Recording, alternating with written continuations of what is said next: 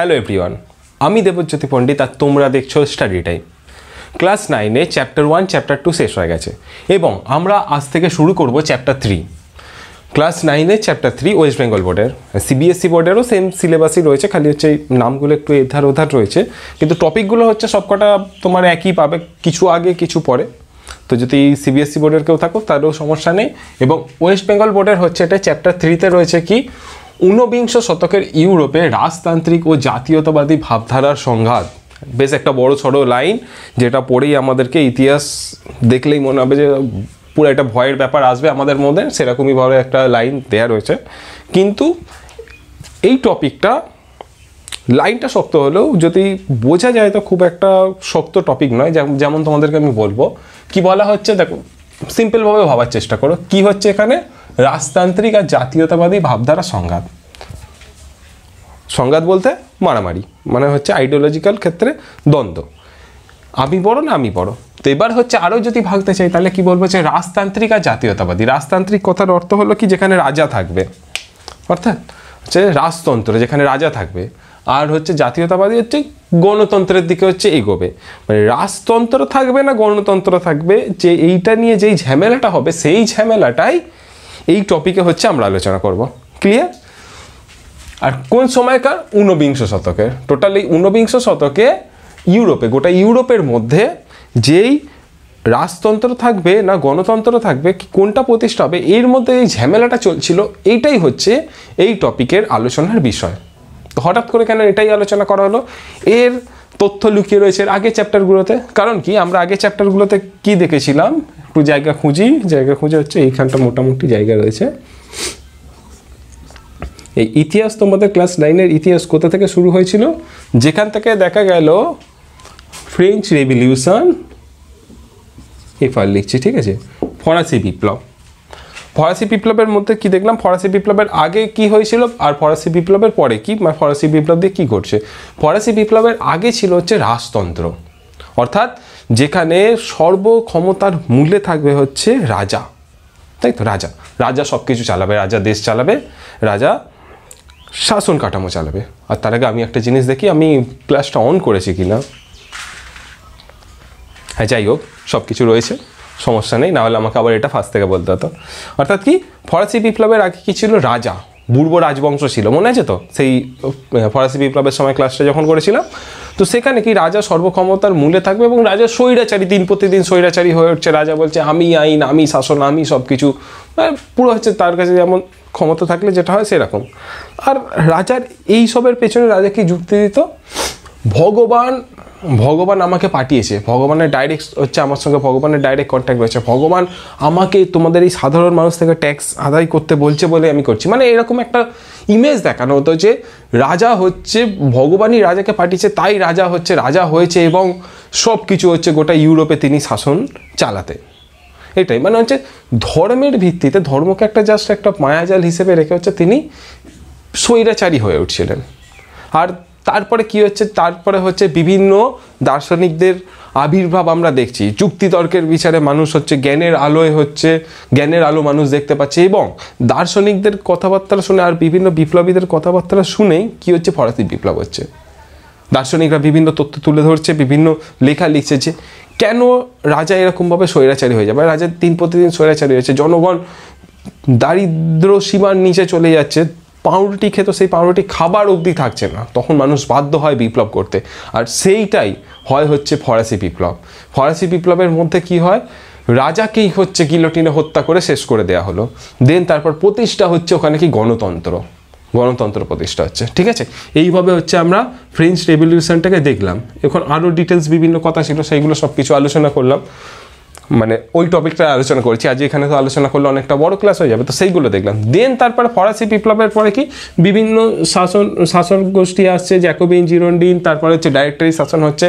এই সবের শেষে আরেকজন আসছে, আরেকজনের আবির্ভাব হচ্ছে, তার নাম কি, নেপোলিয়ন।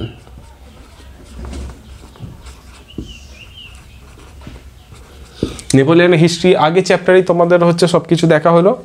নেপোলিয়ন খুব একটা সাধারণ পরিবার থেকে এসেছিল, এসে তারপর হচ্ছে তিনি সর্বক্ষমতার অধিকারী হলো। যদি সেই হিসেবে দেখা যায় যে আগে অবধি কি রাজার ছেলেই রাজা হতো, কিন্তু নেপোলিয়ন রাজার ছেলে ছিল না, একদম সাধারণ একটা ফ্যামিলি থেকে আসছে, এসে তিনি হচ্ছে সম্রাট হয়ে যাচ্ছেন। যদি গণতন্ত্র এই টাইমটাতে ছিল, গণতন্ত্রটাকে উচ্ছেদ করে আবার কিছুটা সম্রাটের দিকে, অর্থাৎ হচ্ছে কিছুটা ক্ষমতা নিজের দিকেই একত্রিত করলো। কিন্তু নেপোলিয়ন সবার চোখে একটা জাল দিয়ে রেখেছিল যে তিনি বিপ্লব ঘটাচ্ছেন, অর্থাৎ মানুষ বুঝতে পারছে যে নেপোলিয়নকে বলা হতো যে, নেপোলিয়ন বলতো আমি বিপ্লব, আমি যেখানে যাব আমি বিপ্লব, এরকম হতো। দিয়ে নেপোলিয়নের হচ্ছে আবির্ভাব হলো, গোটা ইউরোপকেই নেপোলিয়ন নিজের আন্ডারে নিয়ে নিল এবং জনগণকে অনেক সাধারণ অধিকার দিচ্ছিল, মানে সাধারণ সমান অধিকার, মানুষের জন্য উন্নতিমূলক পরিকল্পনা করছিল। কিন্তু শেষে দেখবো যে নেপোলিয়নের বিভিন্ন ভালো দিক আছে, খারাপ দিক আছে, তাই জন্য নেপোলিয়ন একটা হচ্ছে কন্ট্রোভার্সিয়াল ক্যারেক্টার।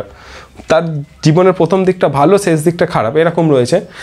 তো এই সব নিয়ে ওটা হচ্ছে নেপোলিয়নের টপিকে আমরা ডিসকাস আলোচনা করেছিলাম। মেন হচ্ছে কি, ফরাসি বিপ্লবের পরে হচ্ছে মেন ক্ষমতায় আসছে হচ্ছে নেপোলিয়ন কিছুটা গণতন্ত্র কিছুটা রাজতন্ত্র এরমভাবে হচ্ছে চালিয়ে হচ্ছে এইটা যখন এরকম একটা সাধারণ পরিবার থেকে এসে হচ্ছে পুরো হচ্ছে সব কিছু ক্যাপচার করে নিচ্ছে, রাজার ছেলে রাজা হচ্ছে না, চারিদিকে বিপ্লব ঘটিয়ে দিচ্ছে, তখন কি বাকি রাজারা কি আর সেটা সহ্য করতে পারবে?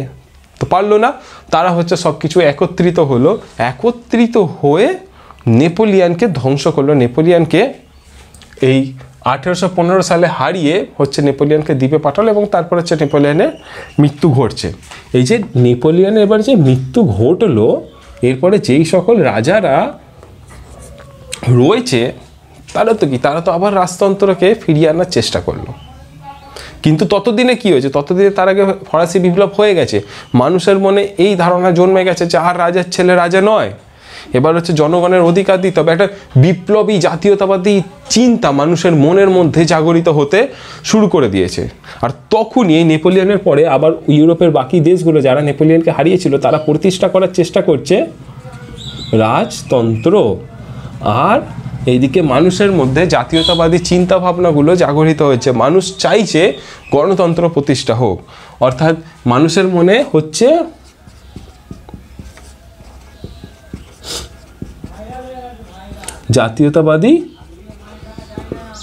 জাতীয়তাবাদী ধারণা বা জাতীয়তাবাদী ভাবধারা হচ্ছে মানুষের মধ্যে জাগরিত হচ্ছে। তাহলে এবার সমস্যা কি? এবার সমস্যা হচ্ছে এবার ইউরোপে কি হবে, রাজতন্ত্র থাকবে না জাতীয়তাবাদী ভাবধারা প্রতিষ্ঠা হবে গোটা ইউরোপে গণতন্ত্র? সেটা নিয়েই যেই সকল ঝামেলা গোটা ইউরোপের মধ্যে চলছিল, সেইগুলোই এই টপিকটায় চ্যাপ্টার 3-তে আমরা আলোচনা করব। ক্লিয়ার? চ্যাপ্টার 3-তে হচ্ছে আমাদের কি আলোচনা হবে, এইগুলো নিয়ে হচ্ছে আলোচনা হবে। তো এর মধ্যে যে কেবল ডাইরেক্ট চলে আসবে না, এর মধ্যে ফরাসি বিপ্লব থাকবে হচ্ছে জুলাই বিপ্লব, মেটারনিক, প্রচুর কিছু জিনিস, সেইগুলো হচ্ছে স্টেপ বাই স্টেপ তোমাদেরকে বলতে এগোবো। এইটা হলো চ্যাপ্টারটা সম্পর্কে তোমাদের কনসেপ্ট ক্লিয়ার। দেন হচ্ছে এবার আমরা এই চ্যাপ্টারটা একটু ইন্ট্রোডাকশান দেখবো, ঠিক আছে? যাক, কার কনসেপ্ট ক্লিয়ার হয়েছে অবশ্যই জানো, আর যদি কারো না হয়ে থাকে সেটাও অবশ্যই জানো। এই সময়টা, এই নেপোলিয়নের পরের এই সময়টা গোটা ইউরোপের ইতিহাসে রাজতান্ত্রিক আর জাতীয়তাবাদী ভাবধারার সংঘাতের সময় ছিল। আমরা সেটা দেখছি যে, এবং পরবর্তী সময় গোটা চ্যাপ্টারটা আলোচনা করেই এটাই দেখব যে রাজতন্ত্র আর জাতীয়তাবাদ ভাবধারার মধ্যে কি সংঘাত হচ্ছে, ঠিক আছে? নেপোলিয়নের এই ধারাকে বজায় রাখতে শেষ পর্যন্ত ব্যর্থ হয়েছিল। নেপোলিয়নও নিজের আন্ডারে হচ্ছে ক্ষমতা সব কিছু রাখার চেষ্টা করেছিল, যে নিজেকে সম্রাট হিসাবে ঘোষণা করছে। নেপোলিয়নের ভালো দিক খারাপ দিক সব কিছু মিলিত, না গণতন্ত্র না রাজতন্ত্র পুরোপুরি এরকমভাবে একটা হচ্ছে নেপোলিয়ন যেটা রাখার চেষ্টা করছিল, সেটাও নেপোলিয়ন ব্যর্থ হলো। নেপোলিয়নকে অ্যাটাক করলো, নেপোলিয়নকে সরিয়ে দিল। আর এরপর এলো হচ্ছে ভিয়েনা সম্মেলন। এখানে পুরাতন তন্ত্র প্রতিষ্ঠার উদ্যোগ নেওয়া হয়। ভিয়েনা সম্মেলন কি? ভিয়েনা সম্মেলন হচ্ছে কারো বার্থডে হলো, দিয়ে তারপর হচ্ছে কেক কাটা হয়।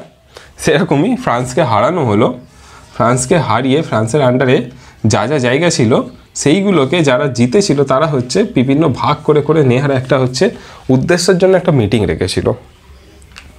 সেটাই হচ্ছে ভিয়েনা সম্মেলন। হ্যাঁ, যদিও তারা এরমটা কখনোই দেখাতে চায় না যে এরকম কি কখনো কেউ দেখাতে চায় যে আমরা এইটা মিটিংটা রাখছি হচ্ছে সবাইকার কি বেশ বলে, সব নেপোলিয়ান যা যা করেছিল তারা নিজেদের মধ্যে কেড়ে কুড়ে ভাগ করবো বলে এরকম তো করতে পারবে না।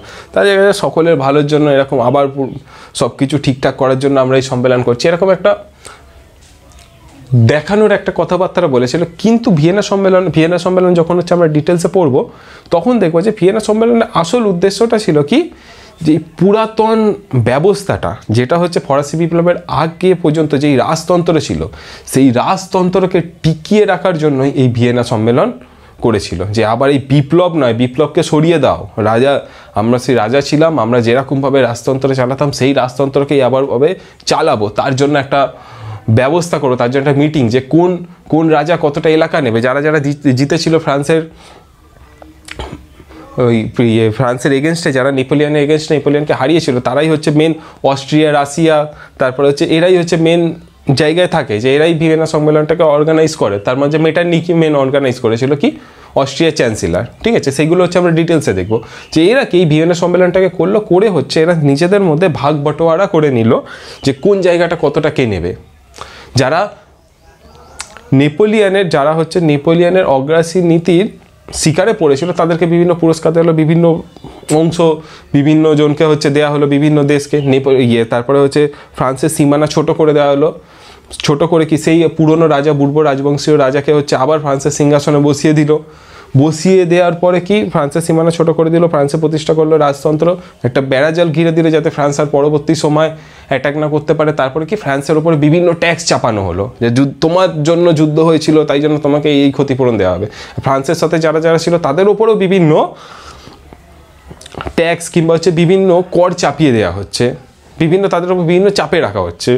আর যারা এই যুদ্ধে জিতেছে তারা নিজেদের মধ্যে বিভিন্ন জায়গায় এলাকা হচ্ছে ভাগ করে নিচ্ছে, বিভিন্ন লাভ খুঁজছে, বিভিন্ন বন্দর সব কিছু হচ্ছে ফ্রান্সের বিভিন্ন জিনিস সব কিছু ভাগ ইংল্যান্ড নিয়ে নিচ্ছে, কিছু হচ্ছে রাশিয়া নিয়ে নিচ্ছে, এরকমভাবে অস্ট্রিয়া কিছু নিয়ে নিচ্ছে, এইভাবে হচ্ছে করছে। এটাই হচ্ছে ভিয়েনা সম্মেলনে হবে, যে নেপোলিয়ান হেরে যাওয়ার পরে কি রাজতন্ত্র প্রতিষ্ঠা করে দিল, আবার সেই পুরাতন রাজতন্ত্র প্রতিষ্ঠা করার পর কি যারা জিতছে তারা হচ্ছে বিভিন্ন জায়গা ভাগ করে নিয়ে নিচ্ছে। এটাই হচ্ছে ভিয়েনা সম্মেলনে মেন, এই কনসেপ্টটা নিয়ে হচ্ছে ভিয়েনা সম্মেলনে আলোচনা হবে।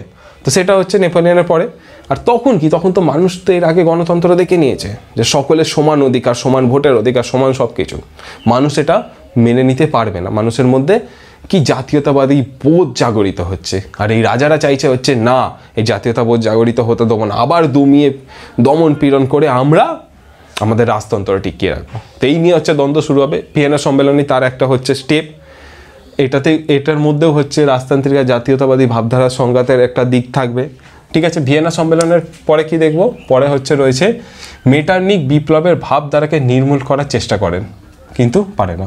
মেটারনিক কে ছিল? মেটারনিক ছিল হচ্ছে অস্ট্রিয়া চ্যান্সেলর বলতে প্রধানমন্ত্রী, অস্ট্রিয়ার প্রধানমন্ত্রী। এর হচ্ছে পার্সোনাল দিকটা যদি দেখো, এর দিকে কিছু একটা ইমোশনাল ব্যাপার রয়েছে। এর দিকে কেন কি, মানে ওর স্টোরিটা হিসেবে দেখি, যেমন হচ্ছে বিভিন্ন সিনেমার গল্পতে আমরা দেখি না যে তার সঙ্গে ছোটোবেলায় অত্যাচার হয়েছে, কিংবা তার সঙ্গে তার সাইড অফ স্টোরি, তার কিছু একটা খারাপ হয়েছে, তার খারাপ লেগেছে, সেই জন্য সে হচ্ছে খারাপ হয়ে গেল, এরকম। মেটারনিক ছিল হচ্ছে অভিজাত পরিবারের একটা লোক। এবার কি হচ্ছে, অভিজাত পরিবারের লোক তখন হচ্ছে যখন ছোট ছিল তখন কি হচ্ছে, তখন হচ্ছে প্রতিষ্ঠা হয়ে যাচ্ছে গণতন্ত্র, ফ্রান্সের এই রেভলিউশন। আর যখন ছোট থেকে এই রেভলিউশন হওয়ার জন্য কি এর পিতা হচ্ছে নিজের চাকরি বাকরি হারিয়ে যায়, এবং সেই যে একটা অভিজাত হিসেবে সাধারণ মানুষকে অত্যাচার করে যেই চলছিল সেই ব্যাপারটা চলে যায়, তার হচ্ছে চাকরি চলে যায়, অভিজাত পদ থেকে পুরো নামিয়ে দেয়। অভিজাত সবাই সমান অধিকার, তুমি আবার কি এক্সট্রা অধিকার নেবে নাকি, যাই হোক সেটা চলে যায়। এটা হচ্ছে এই মেটারনিক মেনে নিতে পারিনি, এর পার্সোনাল স্টোরি বলছি মেটারনিকে, ঠিক আছে। সেটা হচ্ছে মেটারনিক মেনে নিতে পারিনি। আর সে যখন কলেজে ইউনিভার্সিটিতে যায় তখন বিভিন্ন অভিজাতদের দুঃখ, যে সে কেরম দুঃখ হবে অভিজাতদের, আমরা এতদিন আমরা এতদিন অত্যাচার করে চলতাম, আমরা এই ক্ষমতা ভোগ করতাম, ওই ক্ষমতা ভোগ করতাম, সবার সমান অধিকার হয়ে যাওয়ার জন্য আমাদের সব কিছু হারিয়ে গেল। এই কষ্ট, এই সব ওদের বন্ধুদের কষ্ট দেখেন মেটারনিক হচ্ছে খুব কষ্ট পেয়ে যায়। তো তাই জন্য কি সেইখান থেকে মেটারনিকের মাথায় হচ্ছে দাঁড়িয়ে বলে যে বিপ্লবকে আসতে দেওয়া যাবে না, বিপ্লবকে দমিয়ে হচ্ছে আমি আবার রাজতন্ত্র প্রতিষ্ঠা করব, বিপ্লব হচ্ছে বিষাক্ত, এরকম। মেটারনিকে কূটনীতির জাদুঘরও বলা হতো, ঠিক আছে। মেটারনিক সম্পর্কে এই জিনিসগুলো হচ্ছে আমরা ডিটেলসে পরে হচ্ছে মেটারনিক সম্পর্কে এই চ্যাপ্টারের মধ্যেই আসবে। মেটারনিক কি রাজতন্ত্রকে টিকিয়ে রাখতে চাইছে, আর মানুষ চাইবে হচ্ছে গণতন্ত্র। অর্থাৎ মেটারনিকের সময় রাজতন্ত্র আর জাতীয়তাবাদী ভাবধারার মধ্যে সংঘাত হবে, সেইটাও হচ্ছে আমরা দেখবো। আর হ্যাঁ, আরেকটা জিনিস তোমাদেরকে অবশ্যই বলবো মেটারনিকের বায়োগ্রাফি দেখতে, সেটাও হচ্ছে আমারই করানো রয়েছে মেটারনিকের বায়োগ্রাফি। তুমি যত আইডিয়া দেখবে, কারণ হচ্ছে কি নেপোলিয়নের পরে সর্বক্ষমতামান হবে হচ্ছে গোটা ইউরোপের ইতিহাসে মেটারনিক। তো এর বায়োগ্রাফিটা একটু দেখা দরকার, কেই মেটারনিক এত ক্ষমতাবান হয়ে যাচ্ছে, গোটা ইউরোপকে চালাচ্ছে, আর কি ঘড়ির কাটার বিপরীতে গণতন্ত্র হয়ে গেছে। নেপোলিয়ন আবার কি মেটারনিক আবার কি সেই রাজতন্ত্রকে ফিরিয়ে আনছে। প্রতিষ্ঠা হয়েছিল গণতন্ত্রকে আবার দমিয়ে দিয়ে পুরাতন হচ্ছে যা ছিল তাকেই রাখতে দাও, কিচ্ছু পাল্টানোর দরকার নেই, এরকম হচ্ছে নেপোলিয়নের চিন্তা ভাবনা। নেপোলিয়ন তো এটাও আমি খালি নেপোলিয়ন বলছি কেন, মেটারনিক তো এটাই বলতো যে নেপোলিয়ন ফ্রান্সকে খুব ভয় পেত, যে ফ্রান্সের হাঁচু হলে গোটা ইউরোপে সর্দি হয়ে যায়, এরকম মানে ফ্রান্সে বিপ্লব এলে গোটা ইউরোপে বিপ্লব হয়ে যায়। ফরাসি বিপ্লবের সময় হচ্ছে আমরা সেই জিনিসটাই দেখলাম। তো সেরকম নেপোলিয়ন হচ্ছে ফ্রান্সকে ভয় পেত, নেপোলিয়ন হচ্ছে মেটারনিক হচ্ছে এইটাকে খুব ভয় পেত। তো এই জন্য মেটারনিক সেই পুরাতন রাজতন্ত্র ব্যবস্থাকে টিকিয়ে রাখার চেষ্টা করছে, অর্থাৎ গণতন্ত্রকে দমিয়ে রাজতন্ত্র রাখার চেষ্টা করছে। তো এবং নেপোলিয়নের পরে সর্বক্ষমতামান ইউরোপের ইতিহাসে হবে সেটা হচ্ছে মেটারনিক। তাই জন্য কি মেটারনিকের হচ্ছে সম্পর্কে আমাদের জানা খুব দরকার।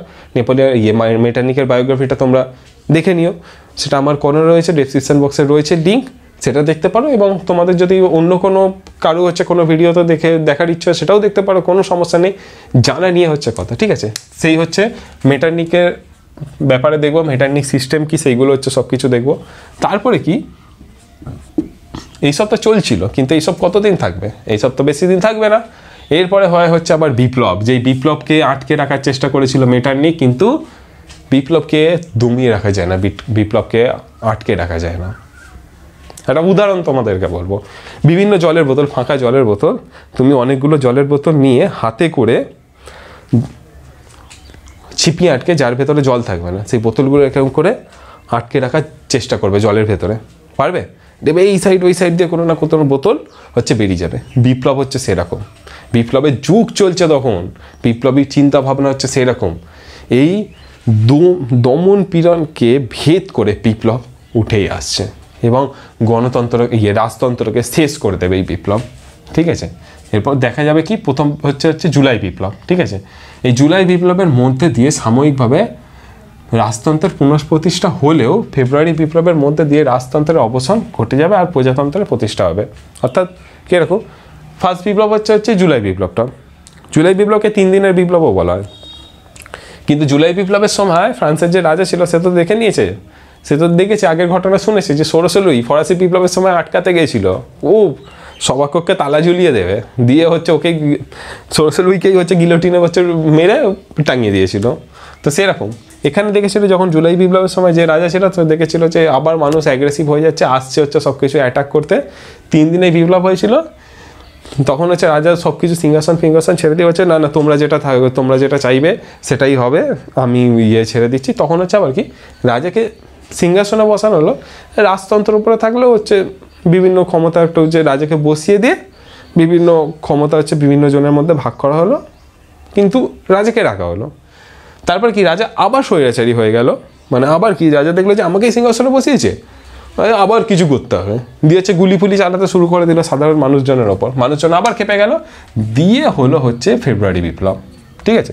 আর এই ফেব্রুয়ারি বিপ্লবের মধ্যে দিয়ে ঘটানো হলো হচ্ছে রাজতন্ত্রের অবসান, আর রাজা নয়, রাজাদের সময় শেষ, চলো বাড়ি যাও, সবাই সমান এবার থেকে।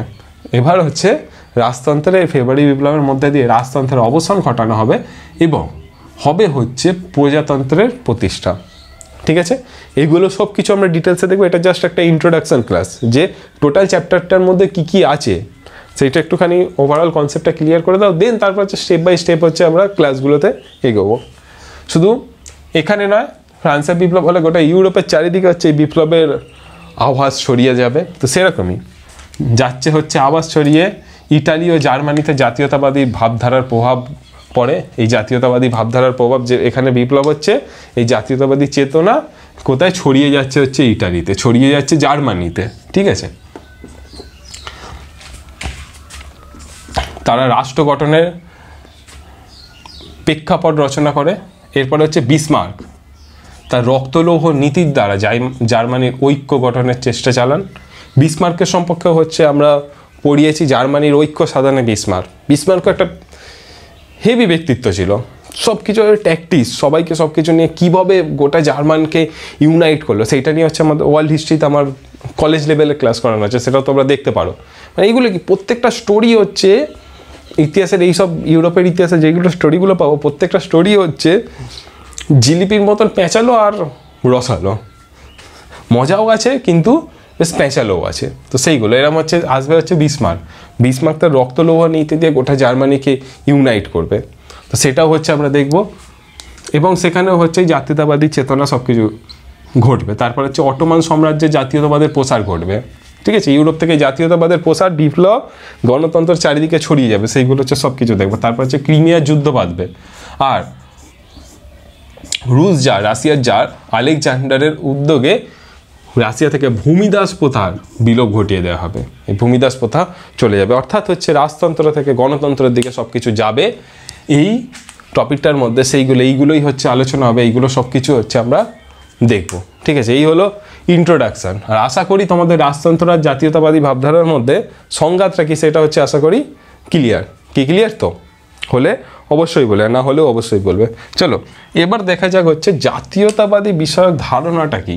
এই এতক্ষণ তো খুব জাতীয়তাবাদ করে আমরা বললাম, জাতীয়তাবাদী ধারণাটা কি।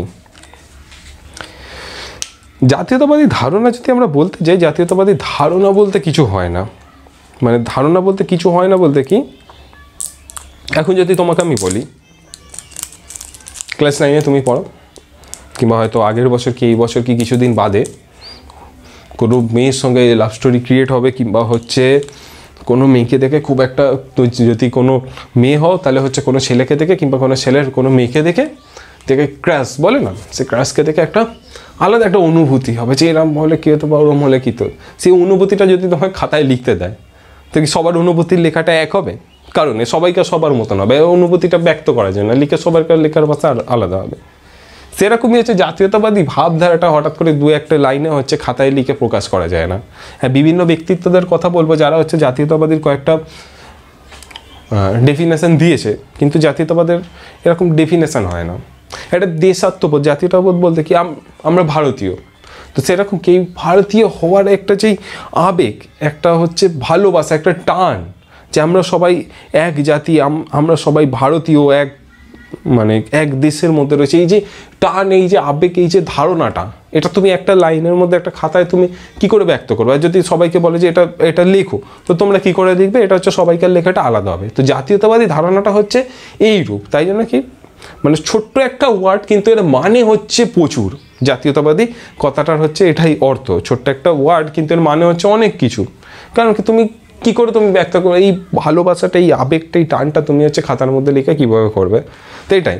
তো বিভিন্ন বিশিষ্ট ব্যক্তিরা তারা হচ্ছে এই জাতীয়তাবাদ সম্পর্কে বিভিন্ন ডেফিনেশন দিয়েছে, বিভিন্ন তাদের কথা বলেছে, তো সেইগুলো হচ্ছে আমরা দেখব। তো জাতীয়তাবাদ জিনিসটা কি, এইটা হচ্ছে আশা করি তোমাদের কাছে আমি ক্লিয়ার করতে পেরেছি, কি হ্যাঁ কি না, এটা অবশ্যই তুমি আমাকে জানিও। যদি ক্লিয়ার হয় অবশ্যই জানিও, ঠিক আছে, আর যদি না হয় তবু অবশ্যই জানিও। জাতীয়তা বিষয়ক ধারণা, তো মেনলি একটা ডেফিনেশন আমরা দেখি যে সাধারণভাবে বলা যায় জাতীয়তাবোধের সঙ্গে দেশপ্রেম মিলিত হয়ে যে রাজনৈতিক আদর্শ গড়ে ওঠে তাকেই হচ্ছে জাতীয়তাবাদ বলে। কি জাতীয়তাবোধের সঙ্গে দেশপ্রেম মিলিত হয়ে যে রাজনৈতিক আদর্শ গড়ে ওঠে তাকেই জাতীয়তাবাদ বলে। সেই জিনিসটাই আসছে যে দেশপ্রেম, তারপরে হচ্ছে কি জাতীয়তাবাদী বোধ, যে আমরা এই দেশের নাগরিক, এই যেই ভালোবাসাটা সব মিলিয়ে যেই রাজনৈতিক আদর্শ গড়ে উঠেছে, যে একটা রাজনৈতিক দলই হচ্ছে দেশ চালায়, সেই যেই রাজনৈতিক আদর্শটা গড়ে উঠছে সেটাকেই বলা হচ্ছে জাতীয়তাবোধ, ঠিক আছে। হেজ হচ্ছে এক বিশিষ্ট ব্যক্তি, ইনি জাতীয়তাবাদের ডেফিনেশন দিচ্ছেন। তিনি বলছেন কি জনসমাজ ও দেশপ্রেমের আধুনিক আবেগমণ্ডিত সমন্বয় হলো জাতীয়তাবাদ। কি বলছে তিনি? জনসমাজ আর দেশপ্রেমের আধুনিক আবেগমণ্ডিত সমন্বয় হলোই জাতীয়তাবাদ। সেই একই কথা, জনসমাজ হচ্ছে যে দেশের যেই জনগণ তাদেরকে নিয়ে যেই জনসমাজ গঠন হচ্ছে, সেই জনসমাজ আর তার মধ্যে দেশপ্রেম মিলিত হয় যেই আবেগ তৈরি হচ্ছে সেটাকে জাতীয়তাবোধ বলা হচ্ছে, তাই না? এছাড়া বলছে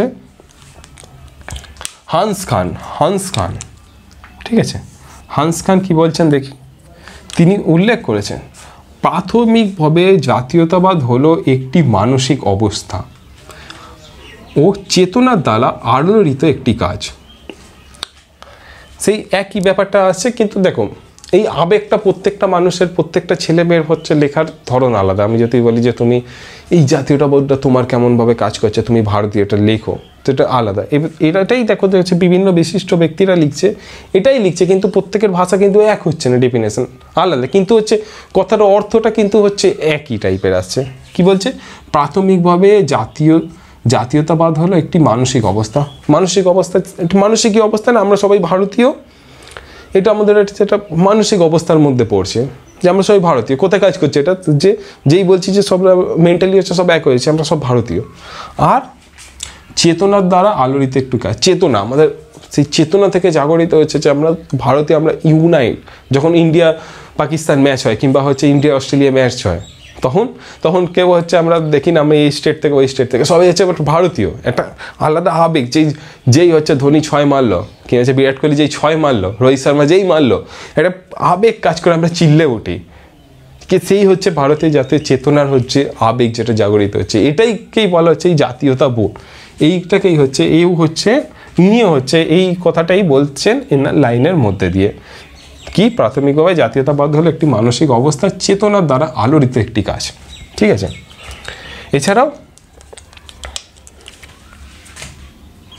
হ্যারল্ড র্যাস্কির ধারণা অনুসারে বলা যায় প্রত্যেকটি জাতিগোষ্ঠীর নিজস্ব বাসভূমি বংশগত ভাষাগত ঐক্য নয়, ভাবগত ঐক্যর ক্ষেত্রে জাতীয়তাবোধের সৃষ্টি হয়। অর্থাৎ আমি কোথায় থাকছি আর আমার বংশগত আর ভাষাগত পরিচয় কি, এই আমি বাংলা বলছি, আমার পাশে রাজ্যের ছেলেটা মেয়েটা উড়িয়া বলছে, তার আরেকটু পাশে গিয়ে আসামি ভাষা বলছে, তো এটা কিন্তু আমরা তারপরে যে আরেকটু যদি এগিয়ে যাই বিহারি বলছে। তো এই সব কিছু হচ্ছে যে এটা আমাদেরকে আলাদা করে দিচ্ছে না, আমরা কিন্তু সবাই নিজেকে ভারতীয় বলছি। ইন্ডিয়া পাকিস্তান ম্যাচের ক্ষেত্রে দেখো আমরা সবাইকে তোমার হচ্ছে ভারতীয় বলছে, আমাদের সবার বাসভূমি আলাদা আলাদা জায়গায়, কিন্তু এইগুলো কোনো কিছু ম্যাটার করে না। আমাদের এই ভাবগত ঐক্য, যেই আমরা ভাবগত ঐক্য বলছি আমরা ভারতীয়, এটাই হচ্ছে এই জাতীয়তাবোধের সৃষ্টি করে, ঠিক আছে। আর এই জাতীয়তাবোধের ক্ষেত্রে আমরা দেখলাম কি বিভিন্ন মানুষের বিভিন্ন মতভেদ রয়েছে। এই জাতীয়তাবোধের কি সবার ডেফিনেশন এক দেখলাম না, এই জাতীয়তাবোধের ভাবধারাটাকে সোজা এক অর্থে বললে হচ্ছে এক লাইনে এরকমভাবে ব্যক্ত করা যায় না। একটা বড় কনসেপ্ট জাতীয়তাবোধ কি, তোমার সেই আবেগটাকে যদি তোমাকে লিখতে দিই, তুমি এক লাইনে লিখতে পারবে না। প্রত্যেকটা মানুষের, প্রত্যেকটা ছেলে মেয়ের হচ্ছে লেখার স্টাইল আলাদা হবে, তার কারুর মতে আলাদা হবে, কারুর মতে আলাদা হবে, লেখাটা কখনোই এক হবে না। সেরকমই সেটাই বলা হচ্ছে এখানে, এই জাতীয়তাবাদী ভাবধারাটা কি আসলে এর মধ্যে হচ্ছে অনেক মতভেদ রয়েছে, তাই তো। চলো আর একটা জিনিস দেখো, প্রাচীন Greece, Rome, Spain, France, England জাতীয়তাবাদের বিকাশ শুরু হয়েছিল, এবার প্রাচীন সময় থেকেই শুরু হয়েছিল জাতীয়তাবোধ, গণতন্ত্রের আরেকটা জিনিস আমি তোমাদেরকে বলবো। এই তো আমরা ইউরোপের ইতিহাস দেখছি, 261 BC তখন সময় হচ্ছে ভারতে তখন থাকছে হচ্ছে সম্রাট অশোক। তখন ভারতের একটা রাজ্যে গণতন্ত্র ছিল, সেই রাজ্যটার নাম কি জানো? কলিঙ্গ যুদ্ধ। এই ব্যাপারটা হয়তো তোমরা শুনেছো ইতিহাসে, ভারতের ইতিহাসে সব থেকে ভয়ঙ্কর যুদ্ধ, যার পরে হচ্ছে অশোক এই রক্তপাত করা ছেড়ে দিয়েছিল, বৌদ্ধ ধর্ম দীক্ষিত হয়ে গেছিল। তখনকার সময় অতদিন আগে 261-তে তখন হচ্ছে ভারতের একটা রাজ্যে গণতন্ত্র ছিল। ভারত হচ্ছে অনেক ডেভেলপ কান্ট্রি ছিল, তারপরে হচ্ছে অনেক কিছু বিভিন্ন বৈদেশিক আক্রমণে এসে অ্যাটাক করে শেষে ইংল্যান্ড এসে হচ্ছে সব কিছু শেষ করে দিল, কিন্তু ভারত পুরাতন দিকে অনেক হচ্ছে এগিয়ে ছিল। তো যাই হোক, সেটা হচ্ছে বললাম এখানে যেহেতু গণতন্ত্র রাজতন্ত্রের কথা হচ্ছে, তো ভারতের তৎকালীন সময় হচ্ছে গণতন্ত্র ছিল, হচ্ছে এরকম রাজ্যের উদাহরণ হচ্ছে আমরা পাই। তো যা কলিঙ্গ যুদ্ধ নিয়ে হচ্ছে ক্লাস করানো আছে, যদি কারো ইন্টারেস্ট থাকে তোমরা দেখতে পারো। তো এখানে হচ্ছে আসা যায় সেরকম প্রাচীন ইউরোপের দিকে দেখতে গেলে কি Greece, Rome, Spain, France, England এই জাতীয়তাবাদের বিকাশ বিভিন্ন সময় শুরু হয়েছিল আমরা হচ্ছে দেখতে পাচ্ছি। তবে আধুনিক জাতীয়তাবাদের বিকাশ ঘটে আমেরিকার স্বাধীনতার যুদ্ধে ও ফরাসি বিপ্লবের পর থেকে। আমেরিকা যে স্বাধীনতা যুদ্ধ হলো আর তারপরে ফ্রান্সের ফরাসি বিপ্লব হলো, এই ফরাসি বিপ্লবের মধ্যে দিয়ে গণতন্ত্র প্রতিষ্ঠা হলো। যদিও তারপরে হচ্ছে ইতিহাস আমরা দেখতে যাচ্ছি এই গণতন্ত্র টিকে থাকছে না, গণতন্ত্র আর রাজতন্ত্রের মধ্যে দ্বন্দ্ব চলছে, কখনো গণতন্ত্র কখনো রাজতন্ত্র আসছে। তো সেটাই, এইটা কি কখন থেকে এটা শুরু হলো, একবারে আধুনিক জাতীয়তাবাদের বিকাশ ঘটে কখন থেকে, এই আমেরিকার স্বাধীনতা যুদ্ধের সময় থেকে আর হচ্ছে ফরাসি বিপ্লবের পর থেকে, এরকম সময় থেকেই এই আধুনিক জাতীয়তাবাদের বিকাশ ঘটছে। আর প্রথম বিশ্বযুদ্ধের পর ইউরোপ ও বিশ্বের বিভিন্ন দেশে এই জাতীয়তাবাদ পূর্ণরূপে আত্মপ্রকাশ করে। প্রথম বিশ্বযুদ্ধ দেখব যখন আমরা, তারপর থেকে দেখব যে পুরোপুরি গণতন্ত্র ইউরোপের বিভিন্ন দেশে ফুললি গণতন্ত্র ভাবে তোমার হচ্ছে আত্মপ্রকাশ করছে, পুরোপুরি গণতন্ত্র সৃষ্টি হয়ে যাচ্ছে ইউরোপের বিভিন্ন দেশে। সেইগুলো হচ্ছে আমরা এই ওয়ার্ল্ড ওয়ারের পর থেকে হচ্ছে ফার্স্ট ওয়ার্ল্ড ওয়ারের পর থেকে হচ্ছে আমরা দেখব। ঠিক আছে, এতটা অবধি ক্লিয়ার? তো টোটাল ইন্ট্রোডাকশান দেখলাম, দেন হচ্ছে জাতীয়তাবাদের বিষয়ক ধারণায় জাতীয়তাবাদরা কি সেটা একটু বোঝার চেষ্টা করলাম, বিভিন্ন বিশিষ্ট ব্যক্তিদের মতামতটা দেখলাম। দেন এবার আসা যাক জাতি আর রাষ্ট্রের ধারণায়। এই ধারণাটা কি? তোমাকে যদি এখন বলা হয় তোমার জাতি রাষ্ট্রের ধারণা কি, এটাও হচ্ছে এটা তোমার কি বলবো এক অর্থে বলা যায় না, কিংবা বিভিন্ন মতভেদ রয়েছে, কিন্তু যেহেতু টপিকে রয়েছে একটুখানি তোমাদেরকে দেখতে হবে। তো সেটা কি দেখা যাক। ল্যাটিন ভাষায় নেশান শব্দের অর্থ হলো জাতি বা গোষ্ঠী। ঠিক আছে, এটা মনে রাখবে। হ্যাঁ, ল্যাটিন ভাষায় নেশান শব্দের অর্থ হলো জাতি বা গোষ্ঠী। ঠিক আছে, আধুনিক ধারণায় রাষ্ট্রের আধুনিক সুগঠিত এক জনসমাজ হলো জাতি। আধুনিক ধারণা কি? রাষ্ট্রের অধীনে সুগঠিত এক জনসমাজ হলো জাতি। রাষ্ট্রের অধীনে সুগঠিত মানে দেশের অধীনে একটা সুগঠিত জনসমাজই হলো জাতি। এই জাতি বলতে মানে এখনকার যদি আমরা কি বলি, আমরা সকলে কিন্তু হচ্ছে কি জাতি, আমরা সকলে হচ্ছে ভারতীয় জাতি। সেরকমই বলা হচ্ছে রাষ্ট্রের অধীনে দেশের অধীনে সুগঠিত একটা জনসমাজ, এই আমাদের জনসমাজ, সেটাই হলো হচ্ছে জাতি। এক জাতি এক রাষ্ট্র কথাটা শুনেছো তো, আমরা এক জাতি কি ভারতীয় এবং আমাদের রাষ্ট্র ভারত। তো সেটাই এরকম বলা হচ্ছে। এই জাতিকে নিয়ে গড়ে ওঠে রাষ্ট্রের মূল বৈশিষ্ট্য হলো জনসমষ্টি ও নির্দিষ্ট ভূখণ্ড। এই জাতিকে নিয়ে গড়ে ওঠা রাষ্ট্রের মূল বৈশিষ্ট্য কি? জনসমষ্টি আর নির্দিষ্ট ভূখণ্ড। একটা রাষ্ট্রের নির্দিষ্ট ভূখণ্ড থাকবে এবং একটা জনসমষ্টি থাকবে। জনসমষ্টি বলতে জনগণের টোটাল পপুলেশন। সেরকমই অনেকের ধারণায় জাতি ও রাষ্ট্র অভিন্ন। ঠিক আছে, অনেকে এই ধারণাটা রয়েছে জাতি আর রাষ্ট্র দুটো হচ্ছে অভিন্ন। আবার কেউ মনে করে জাতি আর রাষ্ট্র হলো ভিন্নধর্মী দুটো ধারণা। ঠিক আছে, জাতি আর রাষ্ট্র কি এই নিয়ে হচ্ছে বিভিন্ন মতভেদ রয়েছে। কেউ জাতি আর রাষ্ট্রকে এক ভাবছে, কেউ অন্য কিছু ভাবছে। ঠিক আছে, পঞ্চদশ আর ষোড়শ শতকে ইউরোপে জাতি রাষ্ট্রের উদ্ভব। এই পঞ্চদশ আর ষোড়শ শতকে তখন থেকে হচ্ছে এই জাতি রাষ্ট্র, এক জাতি এক রাষ্ট্র, এরকম হচ্ছে এই টপিকটা হচ্ছে এই হিসেবে আসে। আর জাতি বলতে কখনোই তোমার হচ্ছে এখনকার এই যে জাতির মানে হচ্ছে জাতিভেদ প্রথা, এই ব্যাপারটাতে কিন্তু আমরা আসছি না। এখানে হচ্ছে এইখানে এই জাতিটা কথা বলা হতে কি একটা দেশের আন্ডারে একটা জাতি রয়েছে, তো সেই জাতির কথা, সেই জাতি আর এই জাতিকে কখনোই মিলিয়ে ফেলবে না। ঠিক আছে, আধুনিক যুগে বহুজাতিক সাম্রাজ্য ভেঙে গিয়ে বেশ কিছু জাতিরাষ্ট্র গড়ে উঠেছিল। যেমন কি দেখো, হল্যান্ডে অরেঞ্জ এবং হচ্ছে রাশিয়ায় রোমানভ, অস্ট্রিয়ার হচ্ছে হ্যাবসবার্গ সাম্রাজ্য। ঠিক আছে, ওই হ্যাবসবার্গ সাম্রাজ্য কি হচ্ছে অস্ট্রিয়া দেশ গঠন করছে। আর ফ্রান্সে কারা ছিল মনে আছে? ফ্রান্সে হচ্ছে বুর্ব রাজবংশ, এই বুর্ব জাতি, এরকম ব্যাপারটা। ঠিক আছে, সেটা আর কি দেখা যাচ্ছে কি আধুনিক রাষ্ট্রবিজ্ঞানীদের একাংশ মনে করেন প্রথম বিশ্বযুদ্ধের পর এক জাতি এক রাষ্ট্র এই তত্ত্ব জনপ্রিয় হয়ে ওঠে। এটা কি কখন হচ্ছে? প্রথম বিশ্বযুদ্ধের পরে। এখানে হচ্ছে প্রথম এই ওয়ার্ডটা বোধহয় হচ্ছে এর আগে খুব একটা না পেলেও এই থেকে হচ্ছে পাওয়া শুরু করেছে এবং পরে তোমরা হচ্ছে পাবে। এটা কি রাষ্ট্রবিজ্ঞানী? রাষ্ট্রবিজ্ঞানী কাদের বলা হয়? রাষ্ট্র সম্পর্কে যারা হচ্ছে গবেষণা করে। রাষ্ট্র সম্পর্কে গবেষণা করতে গেলে কি করতে হবে? এই রাষ্ট্রবিজ্ঞানী হতে গেলে পলিটিক্যাল সায়েন্স বলে একটা সাবজেক্ট আছে, পলিটিক্যাল সায়েন্স, যেটা তোমরা হচ্ছে ক্লাস এই মাধ্যমিক দেবে। এই যে মাধ্যমিক দেওয়ার পরেই তোমাদের হচ্ছে সাবজেক্ট সিলেকশানের হচ্ছে একটা ব্যাপার থাকে। তো জানো হচ্ছে কেউ আর্টস নেবে, কেউ সায়েন্স নেবে, কেউ হচ্ছে কমার্স নেবে, এরকম হচ্ছে বিভিন্ন ভাগে ভাগ হয়ে যাবে। তো সেখানে হচ্ছে একটা সাবজেক্ট আসবে হচ্ছে পলিটিক্যাল সায়েন্স, ঠিক আছে? পলিটিক্যাল সায়েন্স, এই পলিটিক্যাল সায়েন্স যারা পড়ে তারা হচ্ছে এই রাষ্ট্র নিয়ে হচ্ছে গবেষণা করে। তো তাদের হচ্ছে রাষ্ট্রবিজ্ঞানী হচ্ছে তাদের বলা, যারা পিএইচডি করলে বিভিন্ন রিসার্চ করলে এবং তাদের তথ্য দিচ্ছে, তখন হচ্ছে যেই তথ্যগুলো আসবে তারা হচ্ছে রাষ্ট্রবিজ্ঞানী হচ্ছে তাদেরকে বলা হবে। যারা এইসব, যেমন হচ্ছে হিস্ট্রিতে ডক্টরেট করলে হচ্ছে তোমাদের স্কুলে কোনো না কোনো টিচার আছে যাদের সামনে হচ্ছে ডক্টর অমুক ডক্টর তমুক হচ্ছে মানে হচ্ছে তাদের নাম লেখা থাকে। তো সেরকমই পিএইচডি করে যারা রিসার্চ করে তাদেরকে হচ্ছে এই রাষ্ট্রবিজ্ঞানী বলে। এই রাষ্ট্রবিজ্ঞান সাবজেক্ট নিয়ে যারা পড়ে তাদেরকে হচ্ছে রাষ্ট্রবিজ্ঞানী বলা হচ্ছে।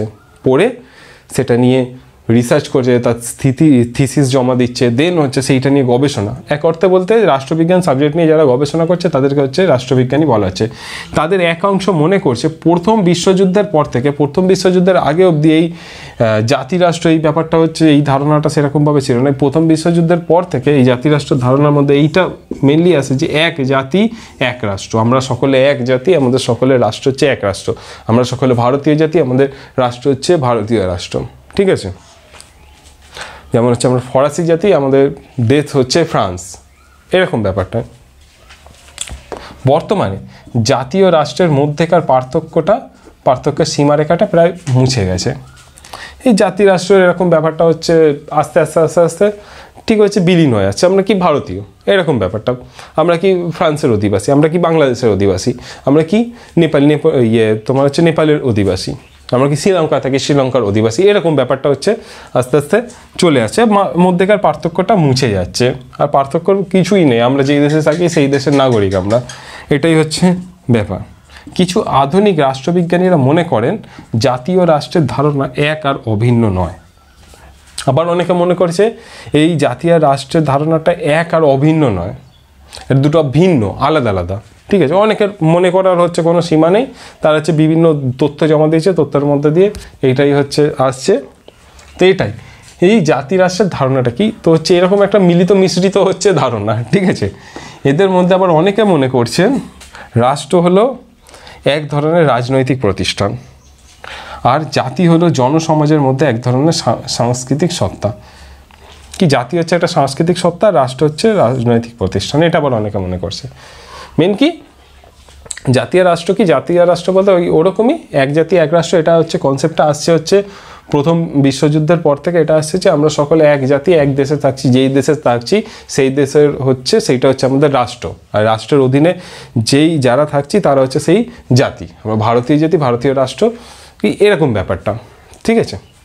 তো যাই হোক, এখানে হচ্ছে এই জাতি আর রাষ্ট্রের ধারণার কনসেপ্টটা হচ্ছে এখানে ক্লিয়ার হলো। তো মেনলি কি তোমরা এখানে মনে রাখবে যেটা কি ল্যাটিন ভাষা, এখানে যে প্রশ্নগুলো আছে এই কনসেপ্টটা এখন বোঝার জন্য হচ্ছে একটুখানি জটিল টাইপের, এটা বোঝার কিছু নেই। প্রত্যেকটা মানুষের বক্তব্য হচ্ছে বিভিন্ন ধরনের, বিভিন্ন বিশিষ্ট মানুষের বিভিন্ন হচ্ছে যারা এটা গবেষণা করেছে, যারা রয়েছে এই পলিটিক্যাল রাষ্ট্রবিজ্ঞানী যারা গবেষণা করছে, এর হচ্ছে জাতি রাষ্ট্র ধারণাটা বিভিন্ন দিচ্ছে। এখানে তুমি একটা কি মনে রাখবে, এখানে বিভিন্ন রাষ্ট্রবিজ্ঞানীরা বিভিন্ন জাতি ধারণা দিচ্ছে, ঠিক আছে?